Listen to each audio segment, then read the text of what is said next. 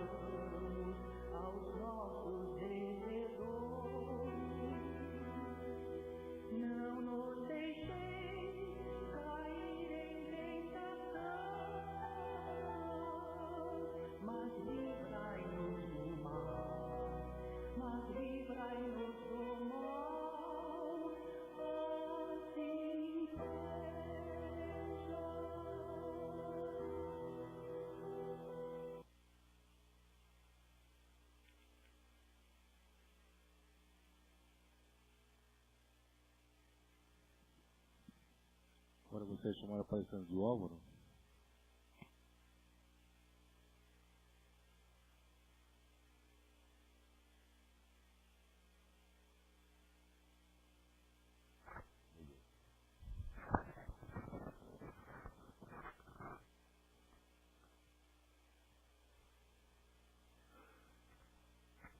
Bom dia a todos. Está dando para ouvir? Eu tenho um amigo que ficou cego por causa da maneira que ele trabalhava, com frio, com calor. Isso causou um problema nele e ele acabou tendo uma cegueira. Mas virou, mexeu, estamos conversando e ele me contou um fato interessante. Ele estava na fila do banco lá com a bengalinha dele e ele deu um passo atrás e pisou no pé de uma senhora. E a senhora ficou brava, e a senhora falou: você é cego? Ele falou: sou, né? Mas você não enxerga nada? Não, nada. Com os dois não enxerga nada em nenhum dos olhos, E você tem família? Tenho. Você tem filhos? Tenho uma filha. E ela é normal? Não, ela voa. Certo? Então, eu estou dizendo isso porque nós vamos ver durante o assunto de hoje que tem situações que, se nós não nos sentirmos atingidos pelo outro, se nós não nos sentirmos lesados pelo outro, as coisas ficam mais fáceis para nós. O nosso assunto é um assunto muito difícil para mim, nós podemos traçar N teorias sobre ele.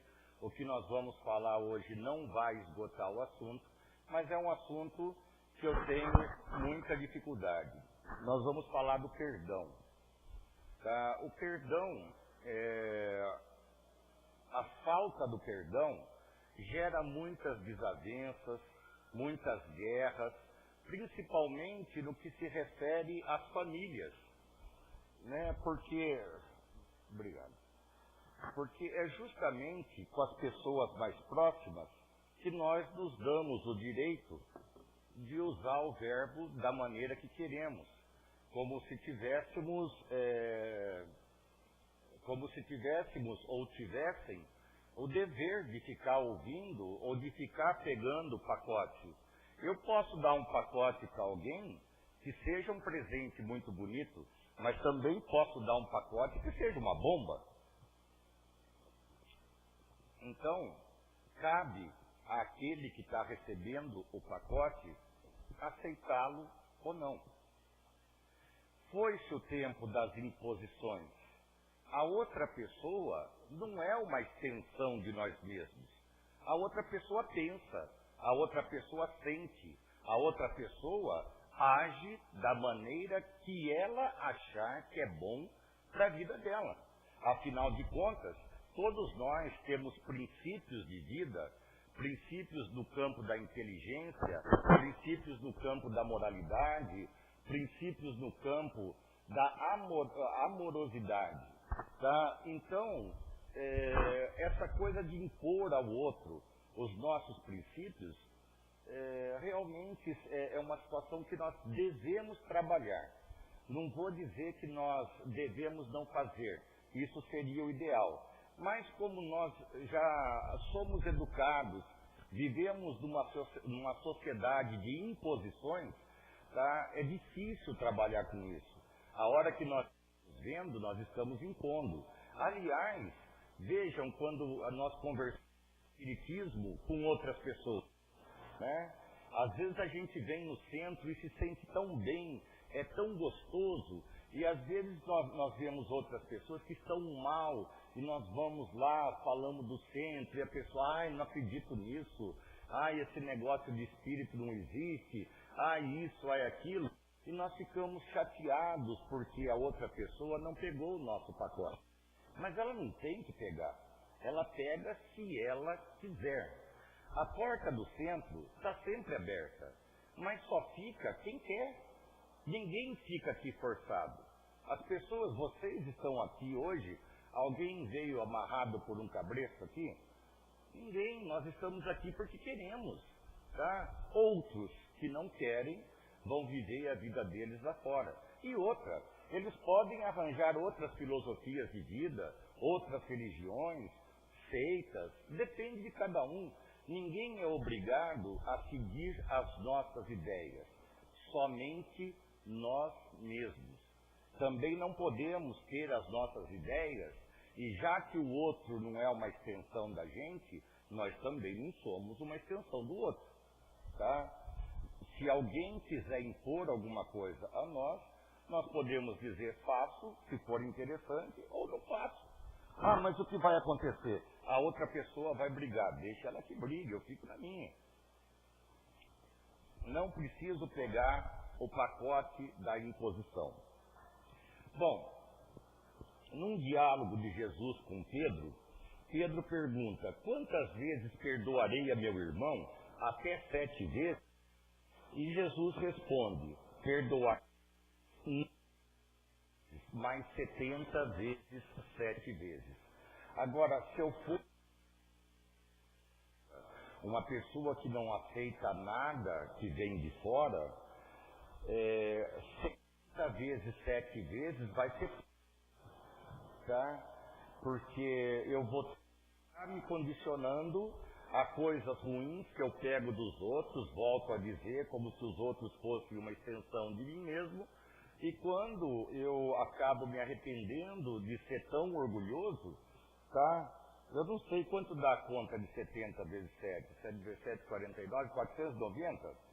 Se nós ficarmos segurando muita mágoa com os outros e brigarmos por isso de maneira muito orgulhosa, o que vai acontecer é que a hora que nós tomarmos consciência de que isso é tudo besteira, que isso não aumenta nada, não acrescenta nada na nossa vida, pelo contrário, piora bastante, aí 490 vezes fica pouco para perdoar, né? Na verdade, Jesus não quis colocar 70 vezes 7 vezes e eu tenho que perdoar até 490. Não é essa a ideia. A ideia é que o perdão devia ser um caminho de vida, uma maneira de ser. Tá? Por exemplo, nós temos duas coisas que se referem diretamente ao perdão: a mágoa e a culpa. Mágoa e culpa, existe aqueles que têm mágoa e culpa e aqueles que acham que não têm. Tá? Porque mágoa e culpa faz parte do nosso processo evolutivo. ter mágoa ou sentir culpa não faz de nós, seres humanos, piores. Faz parte de estarmos aqui na Terra, é o estágio que estamos, mas a ideia sempre é melhorar o estágio em que estamos. Tá? A mágoa, na verdade, ela significa má água. Tá? Então, água é reter ruim. Tá? Então, nós vemos que não perdoar o outro, ou sentir raiva do outro, ou acusar o outro, é como diz o Shakespeare, eu não sei exatamente as palavras, tá? Mas eu, quando quero fazer mal ao outro, eu estou tomando veneno com a ideia de que o outro morra, tá? Na verdade, eu estou me envenenando. Eu tenho um amigo também que sempre diz uma coisa interessante. Ele teve um problema lá atrás, 1900 e não sei quanto. Talvez a pessoa com a qual ele teve o problema nem lembre mais que ele existe. Mas a raiva que ele tem, a vontade de vingança que ele tem, faz ele carregar nas costas essa pessoa há quase 20 anos. Ele não esquece o mal que a outra pessoa fez. Tá? Segundo ele, a pessoa fez fazendo mal mesmo. Mas o mal é da outra pessoa. E na nossa vida, nós somos responsáveis por aquilo que escolhemos fazer. Na verdade, a vida é escolha e consequência, nada mais. Aliás, Deus não tem nada a ver com as nossas escolhas e com as nossas consequências. Nós temos as leis punitivas e a reencarnação, o esquecimento do passado, que oportunidade não nos pune, nos dá chance de rever o passado e recomeçar, tá? Então nós temos que entrar nessas ideias. Nós somos espíritas, mas será que nós raciocinamos como espíritos eternos? Veja, eu guardo mágoa de alguém. Eu sei que se a evolução é através do amor, o crescimento é através do amor, essa mágoa, cedo ou tarde, vai ter que ser trabalhada com aquele espírito, num corpo ou em outro, tanto faz. Aliás, eu ouvi uma vez de uma mulher, que inclusive o marido batia nela, fazia as coisas, tudo, e eu perguntei para ela, nossa, como é que você aguenta? Por que não manda esse cara sábado? Falou, não, eu vou aproveitar, passar tudo que eu tenho que passar com ele aqui, assim na próxima encarnação eu não tenho que aturar essa praga. Vejam, não é o raciocínio lógico. Eu só me desprendo do outro com amor, não com raiva. Então a pessoa apanha a vida inteira, tem raiva a vida inteira e dá a desculpa de que vai pagar os pecados com ele. Não vai ter que encontrar com ele outras vezes, como marido, como filho, como pai, não importa, mas para resolver essa mágoa. O nosso destino é o amor, não a mágoa. Tá? Vejam, é uma forma de vingança isso, hein? Eu aguento essa praga para não ter que viver com ele na outra. É uma forma de vingança, quero essa coisa bem longe, né? Agora, mágoa e culpa, como eu disse, não desqualificam uma pessoa. No nosso planeta existem pessoas que têm menos mágoa e menos culpa. Existem outras que têm mais mágoa e mais culpa. Existem outras que têm mais mágoa do que culpa. Existem outras que têm mais culpa do que mágoa. Então nós temos que lembrar que o perdão, ele não é uma coisa só de dentro para fora. O perdão é uma coisa de dentro para dentro. Tá? O auto-perdão talvez seja o mais importante perdão que nós podemos fazer. Tá? Quando eu reconheço um erro, se eu ficar me culpando daquele erro o tempo todo e não tiver atitude para mudar a consequência que eu posso ter na minha vida lá na frente, o que vai acontecer é que eu vou me matar, vou me deprimir, vou fugir da vida. A culpa, quando nós trazemos conosco, significa que tudo que eu fizer, eu posso estar culpado. E essa consciência de culpa vai fazer com que a minha vida seja bloqueada. A antítese da mágoa e da culpa, na verdade, é o perdão, que talvez seja a grande expressão do amor. Perdoar é amar, amar o outro. Depois, outra coisa que é importante. Vocês já viram alguém tentar falar alguma coisa grave, tentar usar outra pessoa, se ela está bem? Se eu estou bem, eu não vou fazer mal a ninguém. Então, cabe a nós entender que, às vezes, a pessoa que nos está fazendo mal em determinado momento, ou está nos agredindo em determinado momento, o problema é ela com ela. Tá? Eu só fui o espelho. Ela está brigando com ela mesma. Tá? Eu fui o espelho dela. Às vezes, a pessoa me agrediu, não tem nada a ver comigo. Ela está criticando ela mesma. Só me usou como espelho. Aliás, o perdão é uma coisa interessante. Eu perdoo o homem dentro de mim. Porque, vejam, se alguém me agride, vamos supor, alguém vem comigo com uma arrogância, vem conversar comigo com uma arrogância muito grande.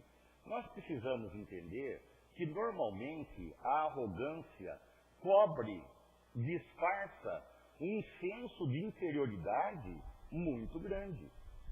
Porque quem está bem consigo mesmo sabe o exato valor do seu tamanho, sabe exatamente a sua própria medida, ele não tem que ser arrogante. Tá? Ele é simples, tranquilo, calmo. Então, normalmente, a arrogância mostra o senso de inferioridade que nós temos. A pessoa que precisa lesar o outro para se sentir um pouco por cima está extremamente doente, muito doente. Tá? Então, na verdade, são pessoas dignas de dó, tá? E não de rancor. Só que, quando uma pessoa age de maneira arrogante com a gente, e de repente nós ficamos muito bravos com ela e pensamos quem ele pensa que é para falar assim comigo, pronto, a minha arrogância cresceu. E a minha arrogância bate de frente com a arrogância dele. Então eu me sinto mal. Porque veja, como entender que uma pessoa é arrogante se eu não conhecesse a arrogância? Tá? Como é que eu vou entender se uma pessoa é maldosa se eu não conhecesse a maldade? Eu só consigo identificar aquilo que eu conheço. Aliás, o Einstein diz uma coisa interessante, tá? Que o mundo de cada um vai até onde a sua inteligência e a sua percepção alcança. Cada um de nós tem um mundo diferente. Uns alcançam o mundo pela intelectualidade, outros alcançam o mundo pelo coração, pela fé, tá? Mas nenhum dos dois está errado. Os dois estão buscando caminhos, tá? Então vejam, um exemplo muito simples disso, outra coisa, o perdão significa uma libertação enorme. Quando eu consigo me perdoar, eu me sinto livre para continuar vivendo, para arriscar a vida, sabendo que eu vou ter erros e acertos, tá? E quando nós falamos de arrependimento, nós temos que entender que arrependimento não é esse negócio que as igrejas ficam passando. Eu me arrependi e não sei o que e tal. Nada disso. Me arrepender é simplesmente notar que eu não vinha fazendo certo e mudar. Arrependimento nada mais é do que isso. Nós não precisamos ficar nos laboreando tanto, sofrendo, porque me arrependi. Olha que bonito me arrepender. Tá? Estava equivocado, começo de outro jeito. Um exemplo simples disso é meu filho. Uma vez nós estávamos conversando na pizzaria e eu não sei o que eu falei E meu filho falou, nossa, pai, quando eu tinha tal idade, você falou completamente diferente. Está falando tudo ao contrário agora. Eu falei, nossa, graças a Deus. Significa que teve crescimento. Tá? Significa que naquela época, o que eu falava com plena convicção, porque era naquilo que eu estava. Hoje, se aquilo não me serve, eu falo com plena convicção o que me serve hoje. Por isso que o palestrante que está aqui não deve ser levado ou levadas as suas palavras como verdade absoluta.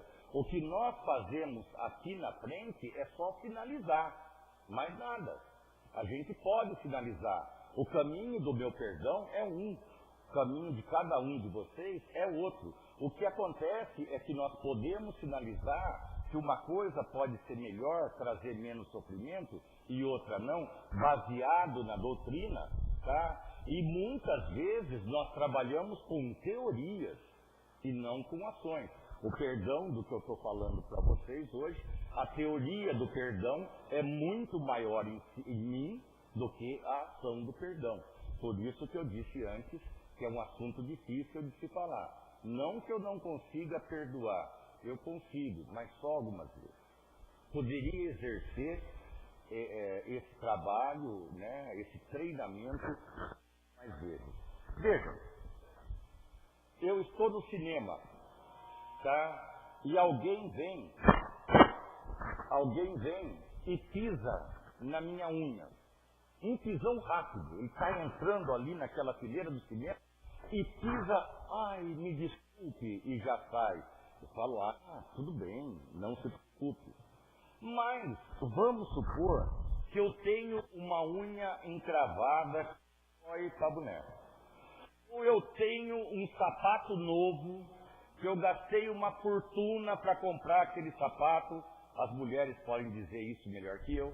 Tá? E de repente, esse cara que está entrando no cinema, na minha unha encravada e do meu sapato novo, que custou R$500 e riscou o meu sapato. Tá? Arrancou o couro do sapato. Tá? Aí ele vem, nossa, me desculpe. Eu posso desculpar.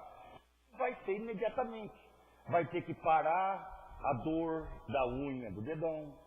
Eu vou ter que elaborar uma ideia. Bom, eu comprei um sapato novo, aquele doido estragou meu sapato. Eu vou ter que arranjar um jeito de conversar. E o duro que a pessoa me pediu desculpa e ela fica olhando depois, uma vez que a minha aparência mostra que eu a desculpei. Aí ele olha para ele, carrancudo, bravo, ele fala, nossa, não me desculpou. Eu não pisei no pé dele porque quis. Foi um acidente, tá? E nós esquecemos que nós também pisamos no pé do outro. Por isso que eu comecei com o exemplo do meu amigo cego. Ele pisou no pé de quem estava atrás e com certeza ele não viu o pé da pessoa. Tá? Esse é certeza que não viu. Então, nós temos que entender uma coisa importante. Perdoar, na verdade, é um ato sobre-humano.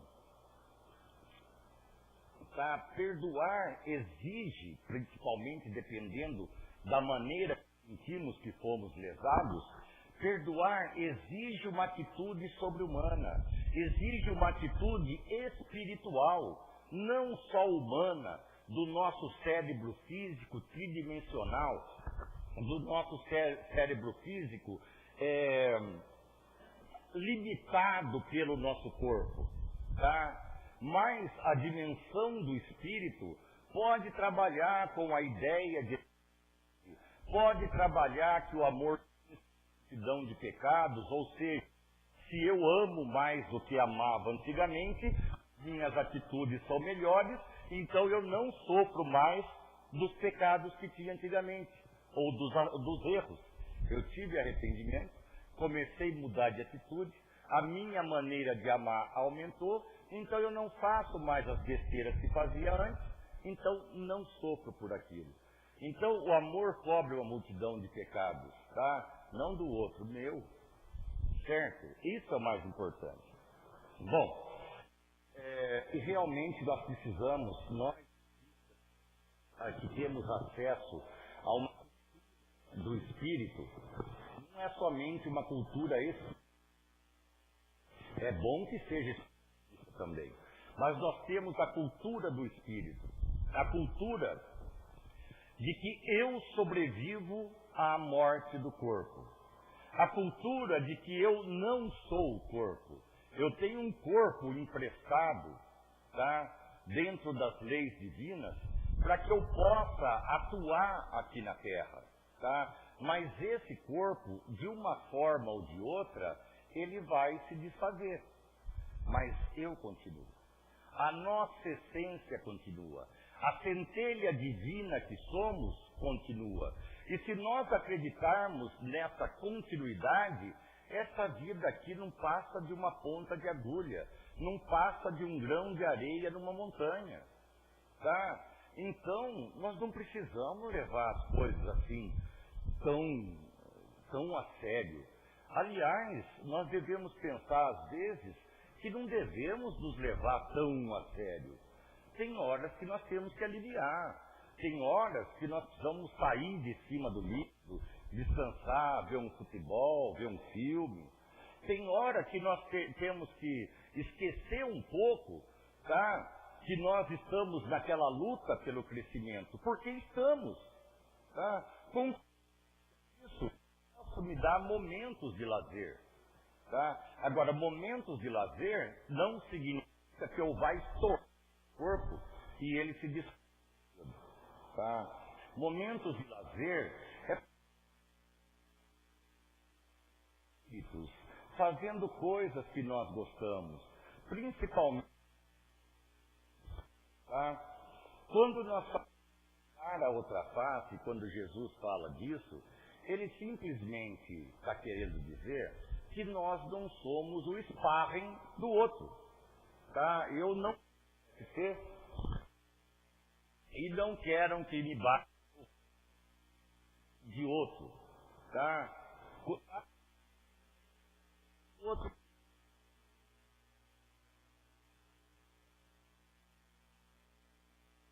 Pela lei dos homens, o nosso direito vai aonde começa o direito do outro. Pela lei dos homens. Pelas leis espirituais, o direito do outro vai até onde eu deixo. Tá? Então, quando eu vou tentar escrever o livro da minha vida, e eu tenho a minha caneta, e eu tenho o meu braço, e eu tenho os meus pensamentos, de repente eu deixo que alguém venha com a cabeça dele, com o braço dele, com a caneta dele e escreva no meu livro. Aí o que acontece? Chega lá na frente, eu vou querer rever o que foi minha vida não foi. Minha vida foi a do outro. Tá? O outro não tem o direito de fazer isso comigo e eu não tenho o direito de fazer isso com o outro. Quando a codependência, um depende do outro para viver, a codependência é uma coisa que um depende da doença do outro para viver. Tá? Então, eu dependo que o outro me dê ordem. Aquele que fica dando ordem o tempo todo está doente, não está vendo o amor como ele trabalha. E veja, o doente que eu falo aqui é uma doença comum a todo mundo, porque todos nós tentamos dar ordem. Todos nós defendemos as nossas teses, unhas e dentes. E é uma coisa lógica, são as nossas teses. Tá? Nós trabalhamos com elas e não com a tese dos outros. Tá? Então, vejam bem, eu tenho a responsabilidade da minha vida, é minha. Não é do outro. Podem entrar pessoas da minha vida que me ajudem, tá? Mas podem entrar pessoas que também estejam atrapalhadas e me prejudiquem. Como eu falei do pacote no começo, eu tenho a opção de escolher que pacote eu pego. Ah, mas se eu disser não, fulana ou fulano vai brigar comigo. Diga não a uma mulher na TPM e veja o que acontece. É um desastre, né? Antigamente os homens, lá aliás, no século XIII, o São Francisco participou de um concílio da igreja, onde eles estavam discutindo se a mulher tinha alma ou não. Porque a mulher sangrava, e aquele sangramento da mulher, que hoje nós sabemos que é a menstruação uma coisa puramente normal, naquela época era coisa do demônio. Então ninguém sabia se a mulher tinha alma ou não. Agora vejam, hoje os homens pouco se preocupam com o sangramento. Hoje os homens se preocupam com a TPM, que vem antes do sangramento. Então isso é uma preocupação grave. Então dar a outra face significa devolver o mal com o bem. Como eu com o bem? Quando alguém me agride, eu noto que aquela pessoa está mal, eu calo. Não vou tentar fazer discussões maiores, não vou tentar mais briga, porque vejam, aquele que faz uma coisa só, aquele que ouve, demora muito, principalmente se for uma pessoa. Nós podemos trabalhar com outra hipótese, perdoar ou não se ofender. Tá? É uma hipótese interessante. Porque se eu me ofendo, eu passo mal, naquele momento eu estou bravo com o outro, as minhas células estão totalmente desajustadas, tá? Doentes, eu posso lesar as minhas células, às vezes até o ponto de ter um câncer. A raiva traz isso, a mágoa traz isso, doenças graves, tá? Então vejam, eu posso optar também por trabalhar o meu orgulho, tá? Como eu trabalho o meu orgulho? Trabalhando a humildade. Não adianta eu querer brigar de soco com orgulho. Não vai dar, eu vou ficar cada vez mais orgulhoso porque eu estou nele. A única maneira que eu tenho de trabalhar o orgulho é tentar... É a antítese do orgulho. Quanto maior a minha humildade, menor o orgulho. E não vamos ter a pretensão de sair dessa terra sem orgulho nenhum. É muita pretensão da nossa parte.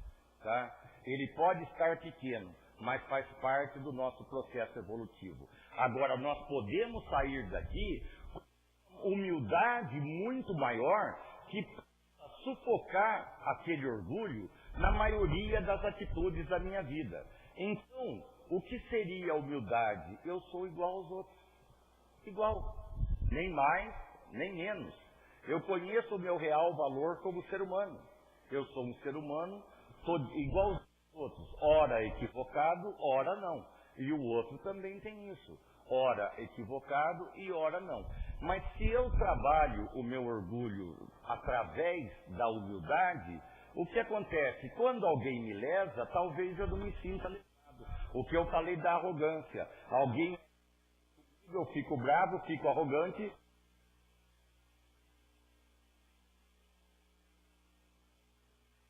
Perceber que aquela pessoa não está bem para agir daquela maneira, porque a arrogância fere o outro. Vou me sentir ofendido. Eu não tenho que fazer todo aquele esforço para trabalhar o perdão. Talvez seja o melhor caminho. Cabe a cada um de nós trabalhar isso da nossa... Tá? Tem que ir meio correndo por causa do horário. Bom, importante. Passado, presente e futuro. Nós vivemos só, não tem possibilidade de viver hoje o passado ou o futuro fisicamente. Mas não é assim. Eu tenho o presente, o futuro do presente. Então, aconteceu alguma coisa errada no passado. Eu trago para o meu presente, tá? E presente, o que aconteceu no passado, isso me traz medo de... Eu estou isolado da vida, eu não arrisco a vida, eu não arrisco os meus sentimentos da minha vida. Tá? Uma coisa interessante.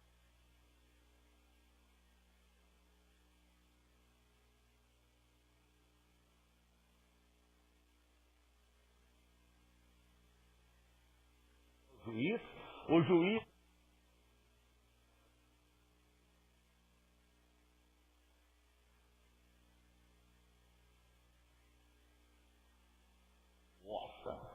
coisa é braba, né? Não é? Se nós formos pegar o pé da letra, nós temos que pedir perdão até para quem não nos ofendeu. Tá? Mas vejam, reconcilie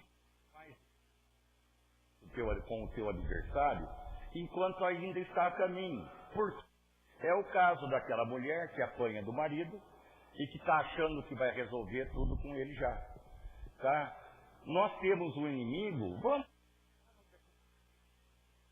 esse trabalho do for feito agora tem que ser feito numa outra vida encarnada. Tá? E aí vai acontecer o quê? Está voltando uma encarnação atrás da outra para resolver os mesmos problemas. É como uma criança repetindo de ano uma coisa. Fazemos muitas encarnações na Terra repetindo exatamente a mesma coisa por causa do nosso egoísmo. Mas vejam, aqui ele diz, para que o seu adversário não te entregue ao juiz. Que juiz? Consciência. A minha consciência me julgar. Nós não vamos encontrar com São Pedro lá, batendo no martelo, não. É a nossa consciência que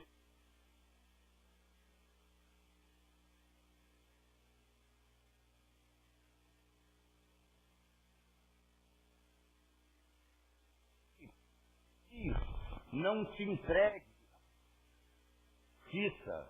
Quem é o oficial de justiça? Os espíritos que batem a nosso favor, programando nós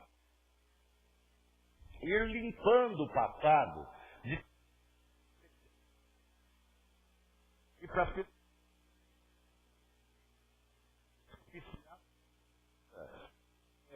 que encerre na prisão, que não sairá de lá até o último ceitil.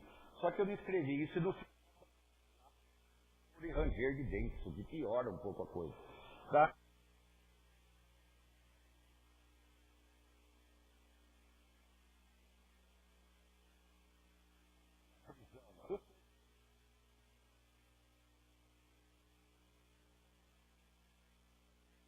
Limitado no corpo físico. A gente fala tanto de livre-arbítrio, que eu tenho livre-arbítrio para tudo. Tenho, mas sai de uma tempestade. Normalmente eu vou parar. Tenho livre-arbítrio de sair na tempestade. Tudo sol borbulhando lá. Tenho livre-arbítrio de ficar. Agora, nós 2 metros, um cachorro. Vamos 2 metros de cordinha para o cachorro.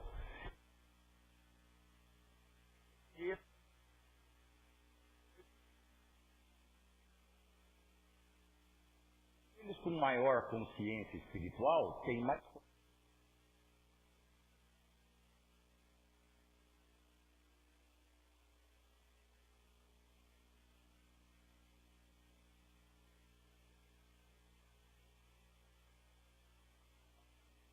liberdade total. Assim é conosco através das reencarnações. Precisamos entender também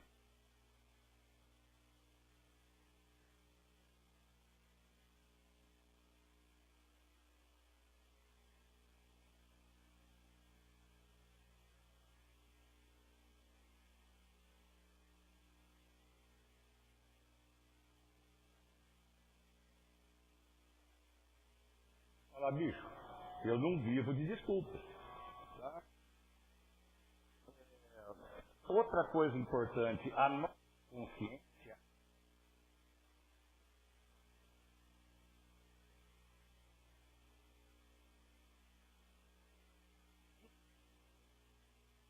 religiões, infelizmente,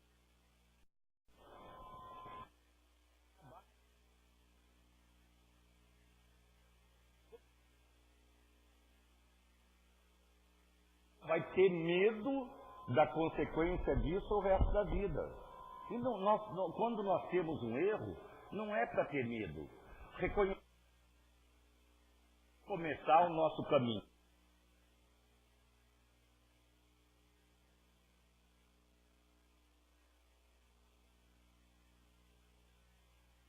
Eu vi muito bem com aquela pessoa, não foi legal. Depois de trabalhar a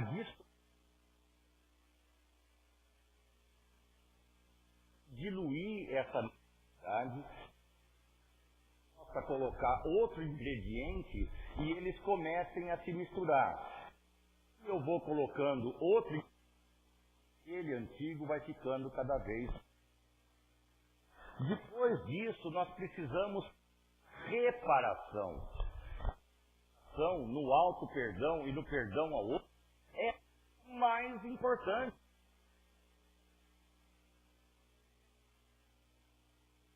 Veja, sinto, eu me acuo, vou lá e quando eu peço perdão a alguém, estou fazendo perdão, legal, mas se eu fiz a minha parte, eu reconheço que eu tenho que chegar no outro,